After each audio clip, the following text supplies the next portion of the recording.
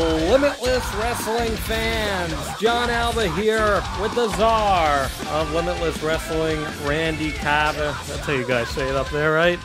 Carver. Yeah, Randy Carver. Carver. I feel like I'd hear that in any IWE show I'd go to. You'd get that hard eye. Oh, yeah. You get the people, not even going to go there. I love it, dude. What's up, man? Not much, man. I am sitting at the school reading through some emails, and I just did the tallies on all the year-end voting, and I'm excited for this episode, man. There were some upsets in the polls that I did not expect, and pretty cool. What classifies as an upset? There were a few that were like notable blowouts that I didn't I thought there were going to be a couple closer races, and then there was, I think, Scramble of the Year ended up surprising me. There were a few in here that surprised me. Let's see what one Scramble of the Year. I disagree, but anyway, let's get into this week's episode. Last week we talked a lot about Ask Limitless. We talked about Snakebitten. We talked about the Rumble coming up for Let's Wrestle. So let's run through all that real quick here. We got Snakebitten coming up January 11th at the Westbrook Armory. Tickets, how are they looking? It's pretty slim right now, man. We're getting down there to the nitty gritty. There's, I believe, just over 110 tickets left. So this is taping as of Thursday. So if you are definitely looking to get your tickets and you're looking to have them in your hands before Friday's event, order them soon. LimitlessWrestling.com/tickets. Super excited for this show, and I think we're going to get pretty close to another sellout in Westbrook. So the final day that you can order your tickets and have them sent out is if you order on Tuesday earlier than 10 a.m., and you will get them in the mail before Friday or maybe Friday morning, depending on where you live. What are your expectations for this show?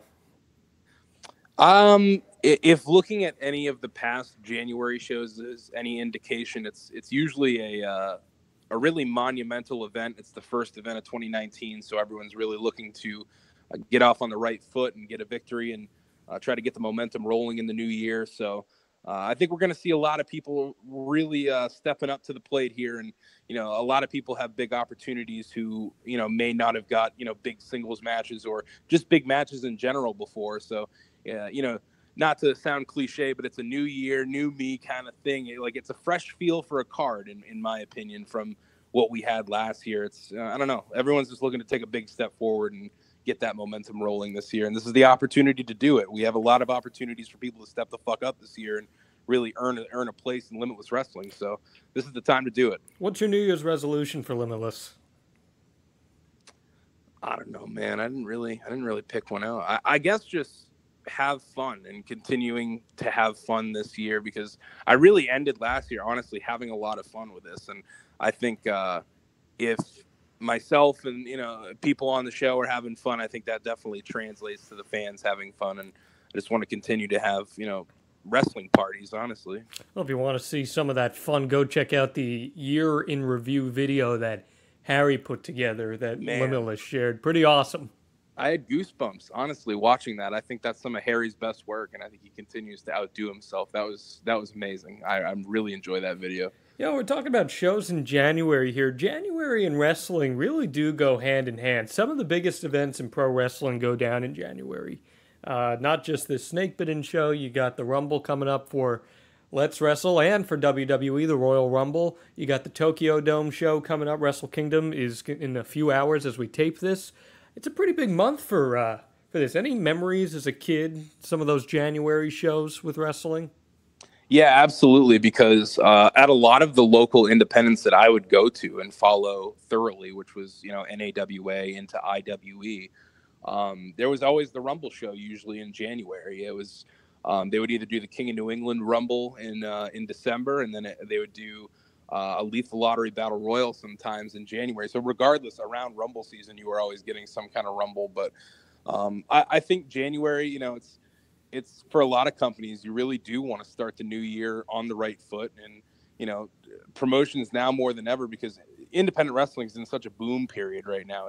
Wrestling in general is in a boom period right now, but independent wrestling is crazy right now. So a lot of promotions, especially, you really want to get out on the right foot, get noticed, get people watching the product. And if you can get new fans invested and continue investing, getting your fans invested in what you're doing, and hopefully grow throughout the new year. Any Royal Rumble memories? Any favorites stick out to you? I started watching Rumbles live in 2008. I don't know, man. I'm a big fan of the Rumble. I one of the moments from more recent memory was I thought the AJ Styles debut in the Rumble was really cool. I enjoyed that. I don't know what year that was, but I enjoyed that Rumble very thoroughly. I'm a big fan of the Rumble anyway, and I thought last year was really cool. I really enjoyed the Women's Royal Rumble last year just because of all the pops of like these random entrants that it was awesome. Because I went into last year's Rumble I hadn't really watched much of the product lately, so I honestly like did not know what was going to happen, and I was just surprised by I love the mystery entrance anyway. That gets me every time. Yeah, I was at the Rumble last year, and it was a blast. I thought, especially the men's Rumble, I thought was one of the best ever.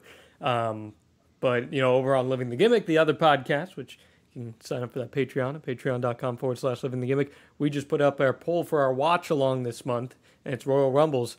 We got the Royal Rumble 92, which many consider to be the best of all time, with Ric Flair winning the championship.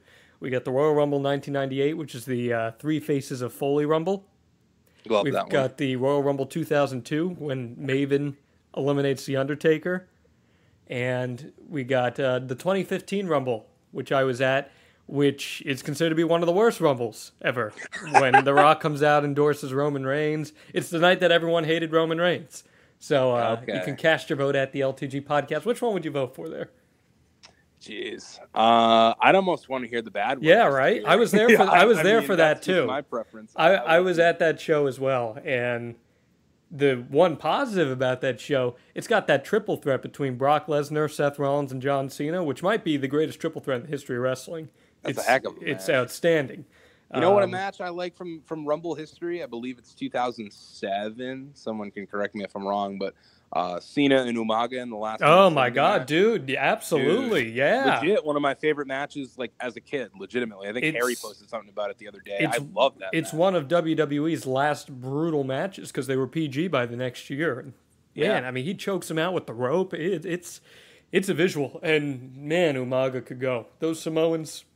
I don't know how Umaga did not become a bigger star in that era where he's wrestling John Cena. Yeah, I loved him with Armando Alejandro Estrada as well. Yes, Armando Alejandro Estrada. And then he came back and didn't have an accent. It's crazy how that happens in wrestling. I know. You got to get some Samoans coming through Limitless.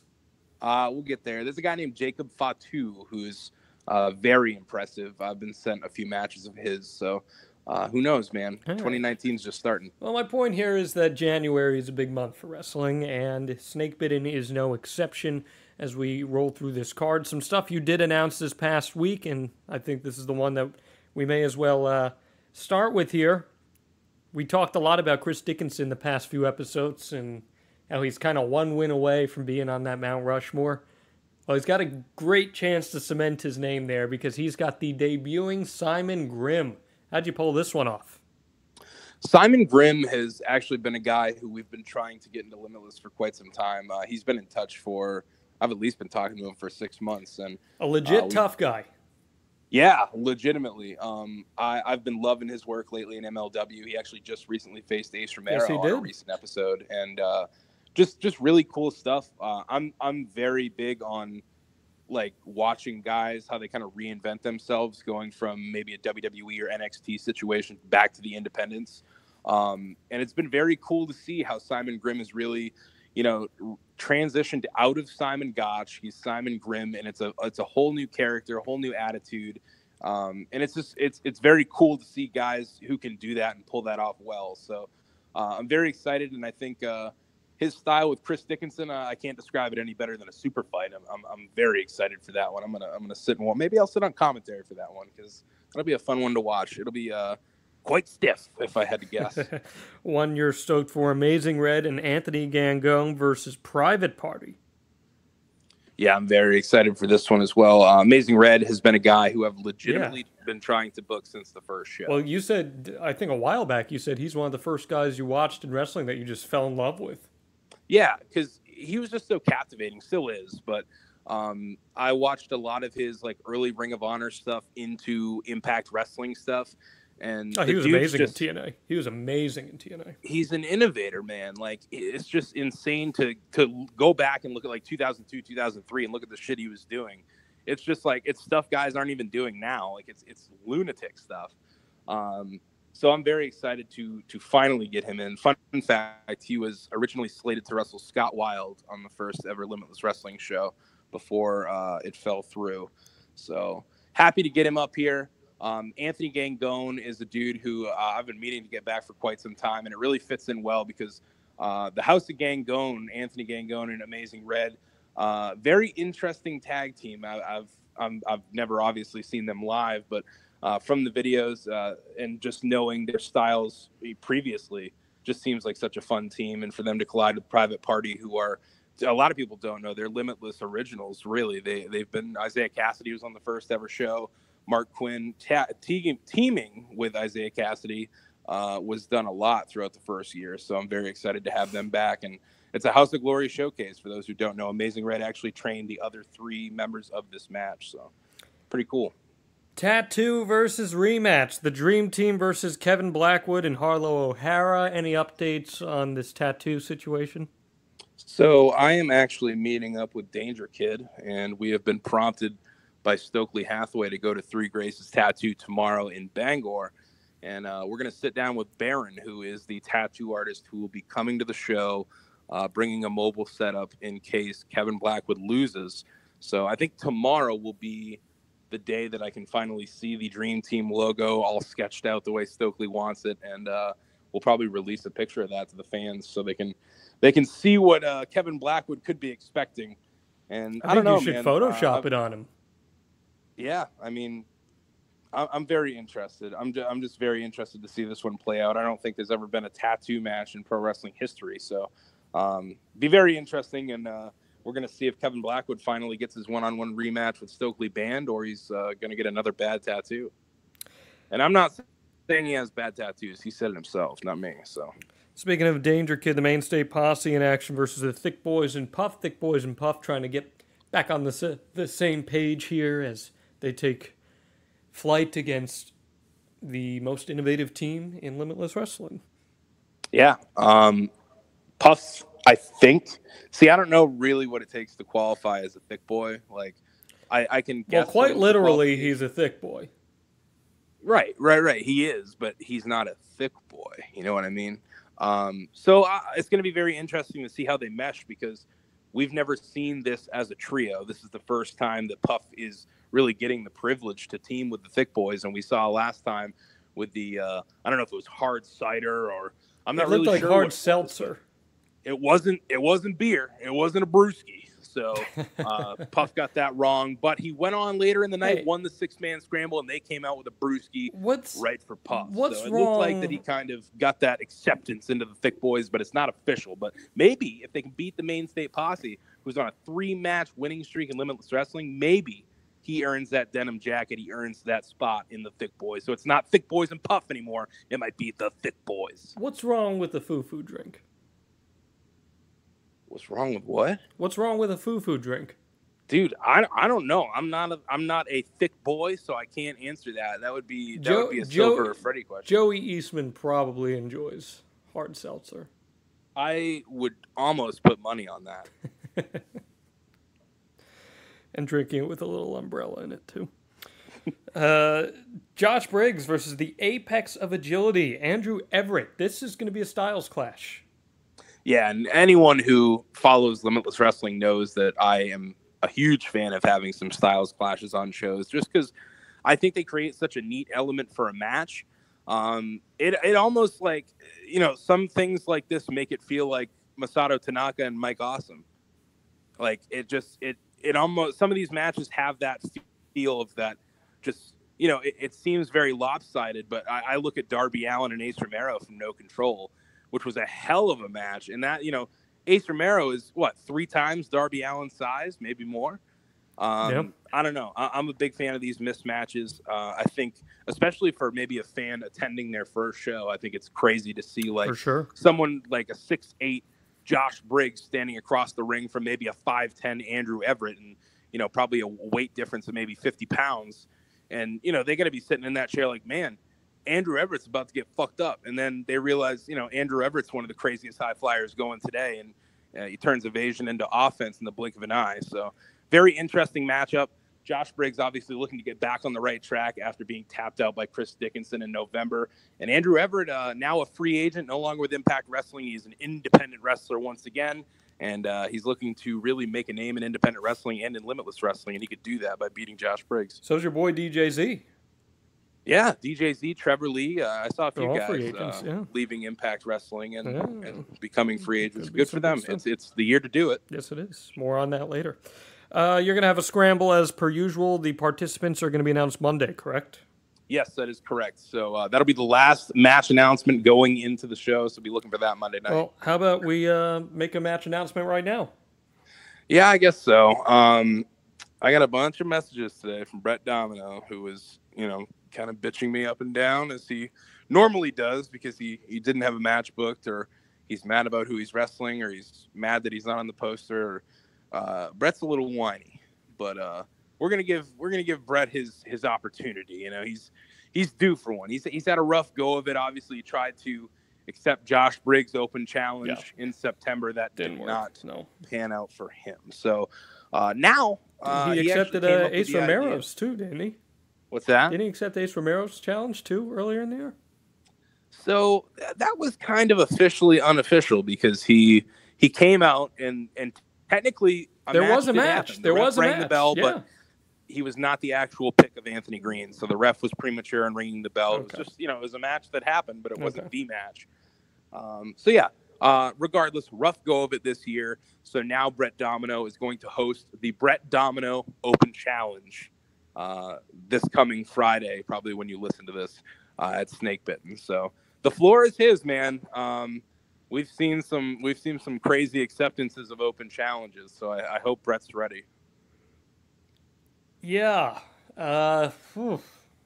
It's quite a diverse locker room to really put an open contract to. No, it certainly is, and you do not know who will show up. I mean, can you imagine if someone like Jeff Cannonball answered that? It'd be a disaster. I would love that, dude. I would tell Jeff, hey, man, don't pin him for a while. Just go have this massacre, and we'll enjoy. Never know. Never know. It's very true. Then two more matches rounding out this card. Ashley Vox, Chris Statlander, unsanctioned. As we said last week, referees just there to either count to fall or ring the bell for a submission. I'm a little worried about this, man. I went back and watched some of the footage from No Control, and these girls are intense, man. And regardless of their hate for each other, even in the ring alone, they're intense. So putting them in an unsanctioned, no disqualification, absolutely anything can go atmosphere is intimidating because, it's new territory for these girls as well, because to my knowledge, Ashley Vox and Chris Statlander have not participated in any, if any, not many weapons matches in general. So it's new territory for us. We've never done an unsanctioned match before. We've had, fans bring the weapons. We've had stuff close, but never something where we've, completely taken the gloves off of any responsibility and put a ref in a position where the only discretion is to count. Are they going to sign waivers for this? Yeah. I mean, they have to sign, I don't know the fucking legal verbiage, but I have a week to figure it out where they have to sign something that says that we are not liable for anything. Hold harmless agreement. I've got to get 2 of those made up, 3 actually, because the referee needs to sign something as well to just, I don't know, to make sure that everybody understands their positioning and understands the legal aspects of an unsanctioned match, because this is literally us taking the gloves off to anything and everything that could happen. Get my lawyer Ira S. Goldberg on it, and you'll be good. Please do. And then the big-time main event, Take Me Home Tonight versus Kings. Anthony Green and Ace Romero reuniting to take on MJF and JT Dunn. What a ball of emotions the end of last show was. I rewatched that the other day as well, and it's just absolutely crazy. Anthony Green and Ace Romero coming back together as a unit, which is honestly, we could look at that still and just not really believe that it's a thing because of the history. And look, Anthony who Green knows if it's going to be a thing? They could get in the ring. They could get in the ring for 2 minutes and realize they still hate each other. Absolutely. They have not teamed in, I believe it's over a year and a half now. Nothing Gold can stay. So that's July of 2017. There's a lot of bad blood there, obviously. And I don't know if I believe that they can put it behind him. I know Ace Romero is a very prideful guy. He's very prideful of Limitless Wrestling and prideful of everything that he's done in the company. And Anthony Green, you really don't know any given day what Anthony Green you're going to get. You know what I mean? Because we get Anthony Green wrestling Colt Cabana. It's a very fun match. He comes out on the losing end, and later on in the night, strolls out to ringside and super kicks Ashley Vox's teeth down her throat. It's just you don't know what Anthony Green you're going to get, and I feel like Ace Romero knows that as well. So I feel like there's a lot of doubt coming into this match. But on the flip side, the Kings, they came in with all the momentum in the world. MJF returning unexpectedly, JT Dunn betraying Ace Romero. But now let's look at what they've done lately. MJF gets hurt. He fractures his elbow. And then JT Dunn has to find a replacement partner who doesn't end up getting the job done. And the Kings lose in their first ever tag team appearance, technically in Limitless Wrestling. That's a rough start because these guys, they came here wanting to win, wanting to take over Limitless Wrestling, wanting to be on that proverbial mountaintop. And now, could they be crumbling already? I don't know. That is yet to be seen. Get your tickets, limitlesswrestling.com. Tuesday, final day that tickets are mailed, so get yours right now. Let's talk these awards here. You said you wanted to delve into them, so here we go. Male Wrestler of the Year. Nominees were Ace Romero, Anthony Green, Chris Dickinson, Josh Briggs, JT Dunn. Who won? We have Anthony Green coming out the winner, the Male Wrestler of the Year in 2018, winning with 44% of the vote. You surprised by how much he won with that, I assume? I am, just because, I don't know, this is a very tough category, I feel, and I feel like any of these are personal preference to anyone who's voting, but 44% of the vote in a category like this, with the names like Romero, Dickinson, Briggs, and Dunn being the opposers, I do think that's quite a large margin, more than I expected. This one I'm not very surprised about. Female Wrestler of the Year, Alley Cat, Ashley Vox, Skylar Harlow O'Hara, Chris Statlander. Ashley Vox runs away with 46% of the vote. Yeah, I mean, it's very tough to deny Ashley Vox as a Female Wrestler of the Year with the year that she's had. So many big wins, and even in the losses, just such performances by Ashley Vox. She hung in there with everyone she was in the ring with. I think the only one that really could have come close was Chris Statlander, but Ashley Vox pretty much on every show that we had this year, which I don't believe you can say for any of the other girls on this list. But a hell of a 2018 by everyone nominated, but Ashley Vox does run away with it, 46%, which is crazy. The Main State Posse dominate Tag Team of the Year, almost 50% of the vote, ahead of Whiskey Dick Thick Boys and Free to Think. This one was a two-team race because it looked like MSP ran away with it, but Thick Boys were right there with 38% of the vote as well. Okay. So it was somewhat closer than it looks like, but yeah, 49%. No denying that MSP walking out Team of the Year. That's funny because they had a pretty bad year, all things considered.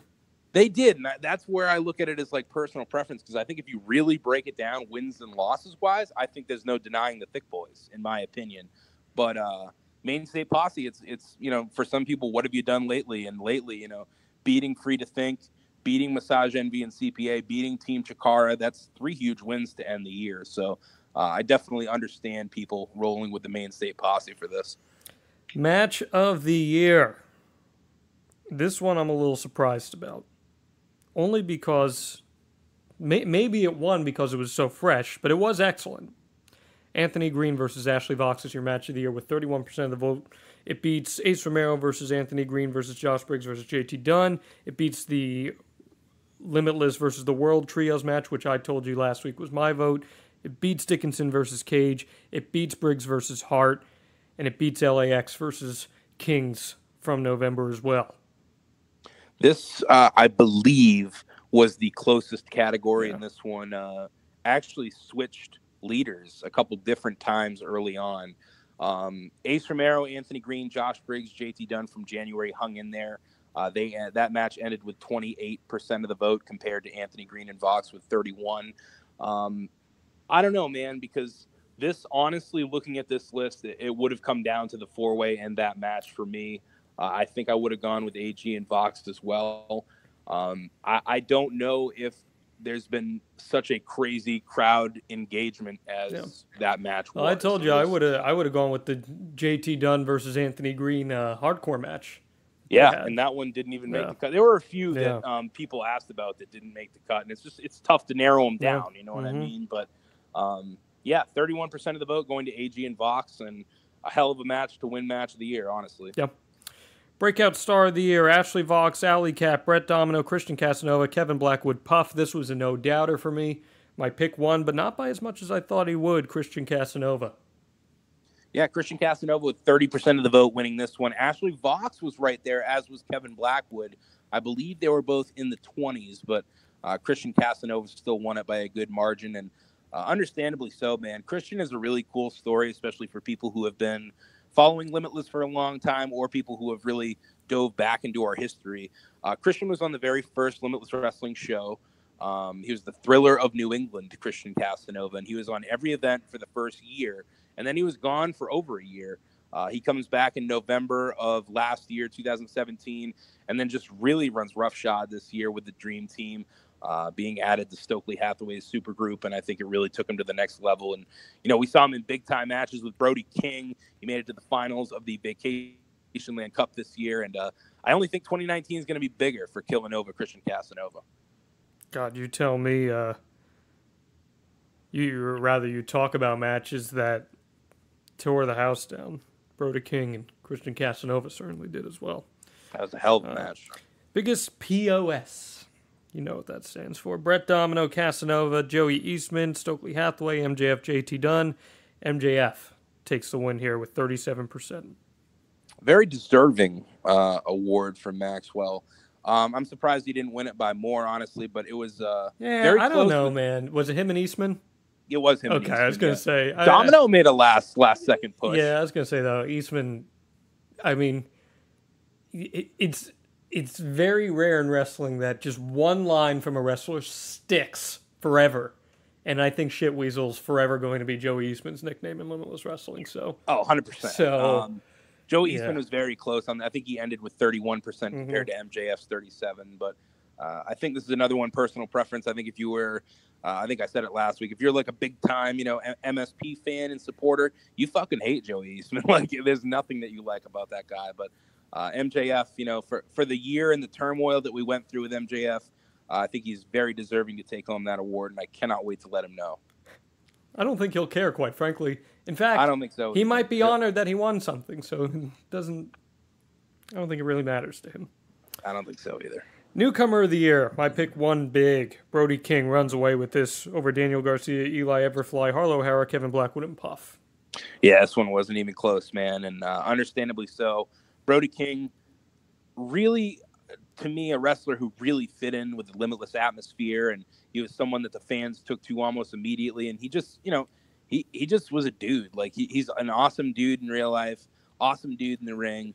Funny story about Brody King that I don't know if I've ever told, but I attend a lot of, like, local punk concerts around here whenever they happen, and I have a lot of friends who I just, chill and talk wrestling with, who are big wrestling fans, and they come to the local shows. And this girl named Kristen brings up Brody King to me. This is probably a year and a half ago. And she's like, yeah, he's the lead singer of this band that we really like, God's Hate. And he is now like this big lucha wrestler. And I'm like, oh, that's really rad. Like, I didn't really know what to expect when I looked him up, but that's how I found Brody King originally. And that's how he got booked for Limitless. And pretty cool story just relating to, like, I don't know, DIY roots of just, punk rock and everything around it.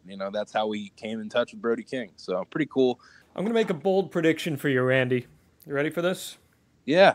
In 2020, 1 year from now, at the Tokyo Dome, Wrestle Kingdom, Brody King will be in a match on the main card.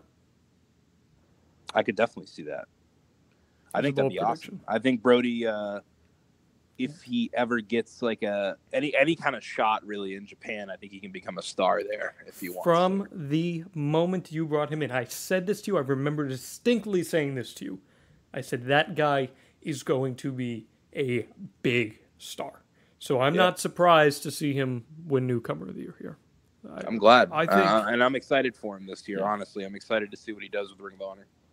Scramble of the Year. The winner of this one is the September Scramble, featuring Ace Austin defeating Sami Callihan, Havoc, Matt Cross, Mick Moretti, and Daniel Garcia. 28% of the vote. This one was very tight, and this is actually not what I thought would win, honestly.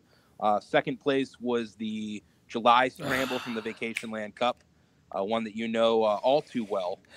And that one lost with 26% of the vote. So this one came right down to the wire.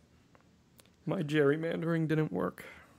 I see. I love that scramble, though, honestly. Dude, I think it's unbiasedly, I think it's an incredible professional wrestling match. Yeah. Austin Theory, Eli Everfly, Harlow, Jay Freddy, Kevin Blackwood, Nico Silva. It was a very unique combination Post-match of people. theatrics. Dude, so fun. For you. Yeah, it was a lot of fun. I had Nico Silva's blood smeared all over my chest. Yeah, and you didn't really walk out of there too comfortably either, if I remember correctly. I told you, in the middle of the match, he looks at me and goes, "Is my nose broken?" I said, "Yep." And he just spits blood right at me. I was like, all right, cool. This is a nice he's an intense fella. This is a nice working relationship that we have already. And then Moment of the Year, or pardon me, two more. We got Show of the Year. Vacation Land Cup wins. This was my pick. This is what won. Wasn't too much of a runaway, though.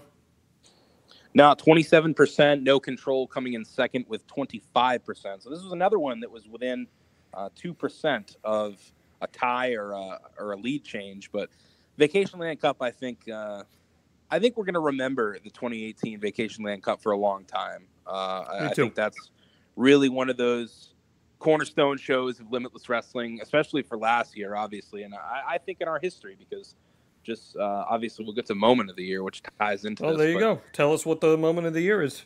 Yeah, the Moment of the Year is the Limitless Wrestling fans holding up the cage after it collapsed. It had to be, in my opinion, it had to be that. You are not going to see that anywhere else. That wins with 45%. And this is the moment that you cannot replicate. It's a moment that, cross our fingers, never happens to really anyone again. But it turned into a moment, and it was really surreal just standing in a corner of the arena, just watching this happen, and then watching just our fans just be there and spring into action and just hold this together so this main event can happen. It was a blessing in disguise, man. It's absolutely crazy. I don't think you can go to any other independent wrestling show in the U.S. and have what could have been, a real tragedy happen and have the fans be the ones to fix it and hold the ring together and go nuts for a match that obviously is not going the way that it was planned. But, shit happens, man, in all aspects of life. And I think that just proves, even further that we've got the best fans in independent wrestling and any wrestling, in my opinion. So that show means a lot to me. That was right up there with No Control for me for Show of the Year, and I think I would have given it to the Vacation Land Cup as well. And Moment of the Year, winning by a landslide, understandably so. I think the only thing that could have touched it was MJF returning in September, just because of really how much of a shock it was. Yeah, but that can happen in other promotions. Something like this doesn't happen. It's true. Anything about Let's Rumble you want to throw in here? Yeah, man. Let's Rumble goes down on Saturday, January 19th in Orono, Maine at the American Legion Post 84, the original home of Limitless Wrestling. And we are crowning the first ever Let's Wrestle champion as a 30-person over-the-top rope rumble. The winner of that will walk out the first ever Let's Wrestle champion. Already announced on the card: Danger Kid, Aiden Agro, Alexander Lee, Owen Brody, Ava Everett, Davienne, Channing Thomas, Mike Montero, Mike McCarthy. Mike McCarthy is having the Massole Open Challenge once again. Man, it's loaded. If you want all the information, go to Let's Wrestle on Facebook or go to the event page, Volume 4, Let's Rumble. We've got a few matches announced, including that Open Challenge, and Davienne will go one-on-one with Channing Thomas. We're also seeing the Heyman Eric Johnson go one-on-one with his student, the Big Deal, Matt Mahoney, and the winner of that match will actually earn a spot into the Rumble later on in the night. Man, I've spoken about him on this show before. I would love to see Matt Mahoney get his stuff together and be able to really make a big step this year. He's got a lot of potential, and Let's Wrestle. That's the beauty of Let's Wrestle, and that's the fun thing about it for me is this is a chance where we can try out a lot of people who would not necessarily get the opportunities on a Limitless show just because they book up so quickly. So I look at a show, Let's Wrestle in general. This is a place where a guy like Brett Domino can really develop, or Dave Yen, or Mike McCarthy. They can really develop in it's an introduction with our fans because a lot of the Let's Wrestle crowd is they follow Limitless Wrestling very closely as well. So it's also a place for a guy like a Matt Mahoney, who's a local guy for anyone who doesn't know, trained right in Bangor, Maine, or a guy like Derek Shorey, who we've talked about before, who's also in the Let's Rumble.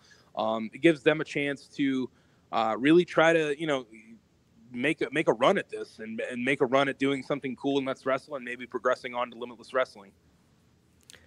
This week we lost a legend, Mean Gene Okerlund. Anything you want to mention about Mean Gene? Any Mean Gene memories? Anything come to mind? It's a very big bummer because Mean Gene just seemed like one of those really fucking nice guys. Like, he just seemed like a very genuine dude. He was always so much fun. Like one of my fondest Mean Gene memories is him and Bobby Heenan on commentary for WrestleMania 17. I was just gonna bring it up, man. Oh my god! Their last interaction on air together. When he did Rock and Roll Hoochie Coo, I shared that link. It's unbelievable, and just he's such a big part of wrestling history, and I think it's easy to overlook someone in Mean Gene's kind of position, where it's an interviewer or an announcer or anything of that nature, but man, some of his promos, and the way that he carries interviews when he does them, that's childhood memories for a lot of people. Well, so, and as a talent in wrestling that is exclusively on the stick, your job is to make the person you're talking to look like a star. Right. Or at the very least, give them the best chance to. And every time Mean Gene interviewed someone, you could see how much he was trying to give to that talent. Yeah, I mean, almost every interview, he would set the table, for instance, for someone to really knock it out of the park and make it feel like a bigger match than it may have been. Look no further than the NWO debut at Bash to the Beach '96. Mean Gene gets in that ring as fans are pummeling it with garbage. And he makes this out to be the most dastardly act in the history of wrestling. How could Hulk Hogan turn his back on the fans? Mean Gene took that moment and helped just put it over the top. That's what he did, man. He was the best. He was the very best that ever did it. It's a very big bummer. I wish he's someone who I wish I got to meet, honestly. I met him at an airport one time, and I won't repeat that story because something very unflattering happened involving him and a fan, but the fan had it coming. So that's all I'll leave it at there. Again, guys, if you see a wrestling personality or a celebrity at an airport, it's best to be polite. Absolutely. That's all I can say. If you see me at a We're all grocery people. store, don't stare at me. It's just how I feel. Yeah, don't stare at him. Just pummel him with a can of tomato sauce. That's not at all. I once in Maine, in Brewer actually, at the parody market there, right by where IWE runs its shows. Yep. A employee saw me one time and said to me, "You're much more attractive in person." No. And I said to myself at that moment, I was like, well, that's a compliment, but at the same time, they're also telling me you're kind of ugly on TV. It's like a backhanded compliment. It's a backhanded compliment. And also, I was thinking to myself, would you ever go up to someone in public and say that to someone? Just randomly. Pretty ballsy to say. It's in general, not a sentence that I don't think I put together. In general, you wouldn't do that. So think, people. Just think about that. The big thing I want to talk about to wrap up the podcast this week is what we've kind of been building towards these past few months, and it's a move that radically changes the independent wrestling scene. And maybe it's a result of how radically changing the scene has been. And that's the official announcement of All Elite Wrestling. And Cody and the Bucks are going to serve as the executive vice presidents of this. Brandy will be the chief think the chief brand officer. That's what it is, the chief brand officer. Tony Khan, the co-owner of the Jacksonville Jaguars, is the president. He's said to be investing more than $100 million in this. Woo!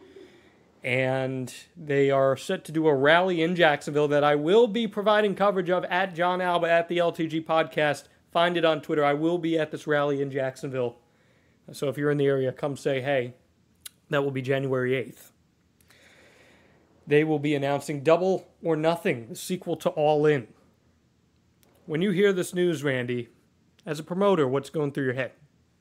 I think it's pretty cool for wrestling in general, and I think it's definitely something that we've kind of felt building up over the past few months, maybe over the past year, and it's the result of guys who, the Young Bucks have really built themselves into the top team in the country, in my opinion, and it's really amazing what they've done as independent wrestlers. And Cody Rhodes, another guy who made a transition, he made a choice to leave the WWE and made a transition into independent wrestling, and I don't know about you, John, but I can't really think of anyone who's really done it better than Cody Rhodes. No, and this cements Cody's legacy. Yeah, and that's the thing is, this is the product of guys who really made a name for themselves in professional wrestling saying, hey, man, there's a lot of places doing it, but I think we could do something different or something better or just try our own thing. And I'm not really sure, what the motivation is, but they're, they've said it before, it's for the fans, and they're here to provide good wrestling. And I think their All In show was a very good indication of what they can do. And they've obviously, wrestling as long as they have and with the backing that they have, they've got a real good opportunity here to make a good go at it. And obviously, it's such an awesome thing when another promotion of this stature is coming out who's going to be offering contracts to people. And that means more people within our industry get to do this for a job and not have to worry, and that's fucking awesome. That's what you hope for. You know what I mean? That's what wrestlers are doing this for, to make a living and have this be their job, their life.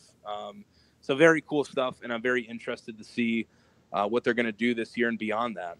No one since WCW, other than WWE, has had this kind of money put behind it in professional wrestling. Is that a true fact? Yeah. What other company has had $100 million in investment alone? Shit, I don't know. And then on top of that, they're gonna land a TV deal. Yeah, they're gonna land a good Turner TV deal. Turner's interested. And what about that irony? I think that's pretty cool. So think about what this could mean. You and I were kind of talking about it earlier in the week. This is going to be a mainstream promotion modeled after the independent model, and I really hope that has a great trickle-down effect on every other promotion. And I think it's going to be a very open opportunity to professional wrestlers this year, and especially young professional wrestlers or professional wrestlers who people have in really Limitless, been on the verge of a break. People in Limitless are going to get their big break. I hope that they do, and that's what I was talking about earlier, where there's opportunities at Snakebitten even to step up to the plate, because who knows where Limitless Wrestling is at by the end of 2019, because there's so many more opportunities for people to get contracts, to do this as a full-time job, but also to be exclusive to different promotions. So, who's going to get signed this year? Who's going to step up to the plate and fill those positions of those who may not be available to Limitless Wrestling anymore? I don't know, man. And January is that first step of that for Limitless Wrestling and for really any independent wrestler right now. MLW's done a really nice job, but no one's had this kind of money behind it. And I'm really excited to see, because I think it's good for everyone. I think it's great for promoters like yourself, because you're going to be able to say that people that you've discovered have gone on to do these really big things.